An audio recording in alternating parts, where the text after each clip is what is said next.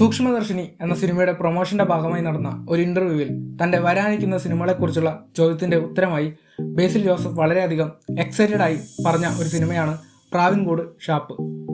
ആ cinema select ചെയ്യാൻ ബേസിലിനെ പ്രേരിപ്പിച്ച ഘടകം സിനിമയുടെ സംവിധായകനായ ശ്രീരാജ് ശ്രീനിവാസൻ എഴുതി സംവിധാനം ചെയ്ത ഒരു ഷോർട്ട് ഫിലിമാണ്.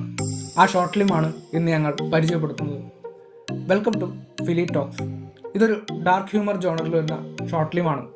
ഒരു കുടുംബം, അച്ഛനും അമ്മയും 3 മക്കളും, ഒരു ആൺകുട്ടിയും 2 പെൺകുട്ടികളും. അച്ഛൻ പറമ്പിൽ ഒരു കുഴിയെടുത്തുകൊണ്ടിരിക്കുകയാണ്. മൂത്ത കുട്ടിയായ മകൻ ചെന്ന് നോക്കുമ്പോൾ കുഴിച്ച് അതൊരു വലിയ കുഴിയായി മാറിയിട്ടുണ്ട്. ഒരാളെ കുഴിച്ചിടാൻ മാത്രം വലുപ്പമുള്ള കുഴി. എന്തിനാണ് അയാൾ ആ കുഴിയെടുക്കുന്നത്?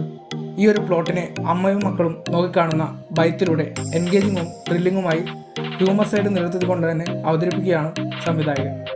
ഹ്യൂമർ സൈഡ് നിലനിർത്താൻ അഭിനേതാക്കളുടെ പ്രകടനവും എടുത്തു പറയേണ്ടതാണ്. ഒരുപാട് അവാർഡുകളും ഈ ഷോർട്ട് ഫിലിമിന് ലഭിച്ചിട്ടുണ്ട്. 20 മിനിറ്റ് മാത്രമാണ് ഈ ഷോർട്ട് ഫിലിമിൻ്റെ ഡ്യൂറേഷൻ. ഷോർട്ട് ഫിലിമിൻ്റെ പേര് തൂമ്പ. ഷോർട്ട് ഫിലിം 123 മ്യൂസിക്സ് എന്ന യൂട്യൂബ് ചാനലിൽ അവൈലബിൾ ആണ്.